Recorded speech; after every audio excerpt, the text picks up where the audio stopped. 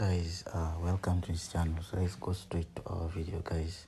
So we can go to settings, click on general, then choose about.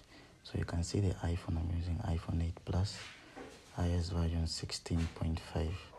So let's go straight and start our video, guys. So guys, for our video we're going to use X. So you can quickly press on it, you hold, then you see it, but this time you're going to press on the space on the home button and hold, and the minus signs come. So when they come, you're going to press on the minus sign itself, and then remove from home screen. Then you're going to press that, then it will go away. So after that we're going to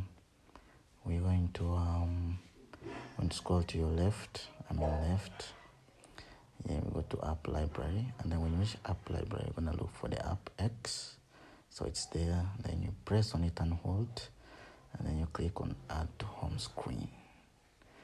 Then when you click add to home screen, it's gonna go back to home screen. So that's how we do it, guys. Don't forget to subscribe.